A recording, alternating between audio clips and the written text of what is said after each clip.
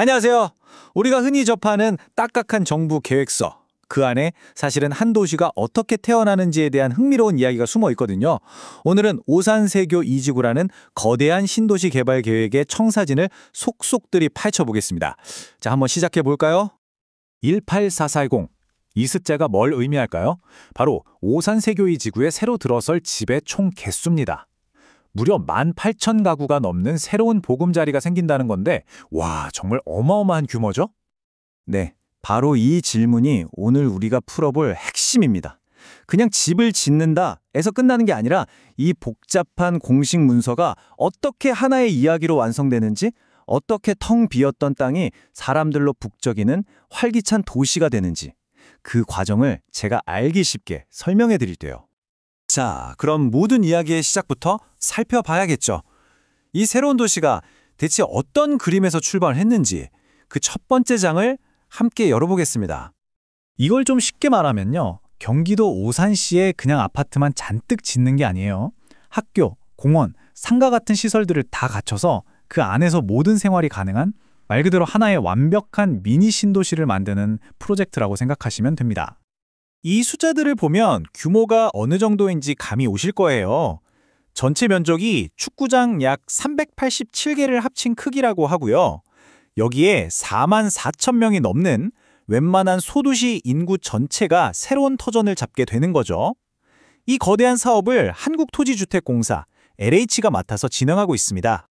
사실 도시계획이라는 게요, 어떻게 보면 데이터로 쓴 한 편의 소설 같아요. 그럼 지금부터는 그 데이터를 시각적으로 보면서 이 새로운 도시가 구체적으로 어떤 모습으로 채워질지 한번 들여다보겠습니다. 저는 이 도넛 차트가 정말 흥미로운데요.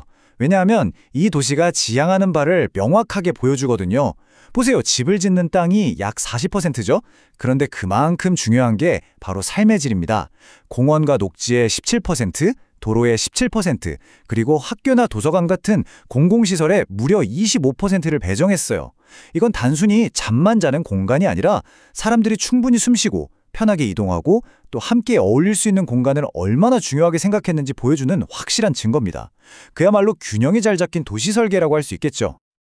그럼 구체적으로 어떤 종류의 집들이 들어설까요? 네, 보시다시피 아파트가 대부분을 차지하지만 그렇다고 아파트만 있는 건 아닙니다. 다양한 사람들의 취향과 라이프 스타일을 고려해서 주상복합이나 단독주택을 지을 땅도 찬투 마련해 뒀어요. 자, 이제 이번 정부 고시의 진짜 핵심으로 들어가 보겠습니다. 언뜻 보면 정말 사소한 수정 같은데 여기에는 아주 중요하고 큰 목표가 담겨 있습니다. 바로 이 한 문장, 이 문장이 모든 걸 설명해 줍니다. 이번에 계획이 바뀐 이유는 딱 하나, 바로 교통 문제 때문이에요. 도시가 커지면서 생길 수 있는 교통 문제를 미리 해결해서 앞으로 주민들이 더 편하게 다닐 수 있도록 길을 터주려는 거죠. 그래서 구체적으로 뭐가 바뀌었을까요? 수치만 보면 정말 미세한 차이예요. 도로 면적이 아주 조금, 정말 아주 조금 늘어났죠. 근데 이게 단순히 길을 몇 센티미터 넓혔다는 의미가 아닙니다. 앞으로 44,000명이 넘는 사람들이 만들어낼 엄청난 교통량을 미리 예측하고 도시의 혈관이 막히지 않도록 하는 아주 중요한 미래를 위한 투자라고 볼 수 있는 거죠. 그렇다면 이 늘어난 도로 면적은 어디서 왔을까요? 하늘에서 뚝 떨어진 건 아닐 테고요. 바로 이 엄청나게 큰 근린공원의 일부를 살짝 떼어낸 겁니다. 전체 공원 크기에 비하면 정말 작은 부분이긴 하지만요. 도시 전체의 혈액순환을 원활하게 하기 위한 어쩔 수 없는 중요한 결정이었던 셈이죠. 여기서 꼭 기억해야 할 점은 이런 작은 수정들이 이 도시의 큰 그림 자체를 바꾸지는 않았다는 거예요. 총 주택수 18,440세대, 그리고 계획 인구 44,000여 명이라는 핵심적인 계획은 그대로 유지됩니다. 여러분, 이렇게 거대한 프로젝트는 절대로 하루아침에 짠! 하고 완성되지 않겠죠. 이 도시가 어떻게 단계별로 차근차근 모습을 갖춰 나가는지 그 시간 계획표를 한번 들여다보겠습니다. 이 타임라인을 한번 보세요. 이 도시가 하루아침에 뚝딱 만들어지는 게 아니라는 걸 알 수 있죠. 무려 2006년에 시작해서 거의 20년에 걸쳐 진행되는 대장정입니다. 작년에 이미 1단계가 마무리돼서 많은 분들이 입주를 시작했고요.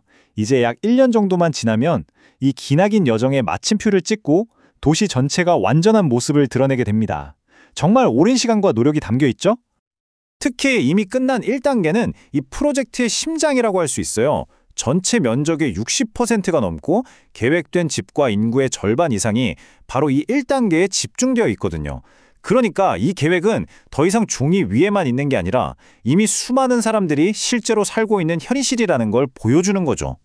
자, 이제 마지막 장입니다.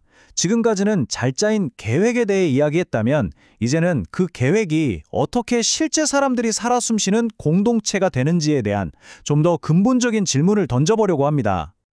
바로 이 슬라이드가 그 답을 명확하게 보여줍니다. 도시는요, 단순히 집만 모아놓은 것이 아니잖아요. 아이들이 아침마다 걸어갈 12개의 학교, 주민들이 편하게 이용할 편의시설들, 그리고 경제활동의 중심이 될 상업지구와 지친 몸과 마음을 달래줄 공원까지 이 모든 것들이 계획 안에 촘촘하게 짜여 있을 때 비로소 하나의 완전한 생활권, 우리가 공동체라고 부르는 것이 탄생하는 겁니다. 오늘 우리가 살펴본 내용의 핵심은 바로 이거예요. 도시계획은 한번 정해지면 절대 바꿀 수 없는 돌덩이 같은 게 아니라는 거죠. 더 나은 교통망처럼 현실의 필요에 따라 계속해서 수정하고 발전하는 말 그대로 살아있는 청사진과 같다는 점입니다.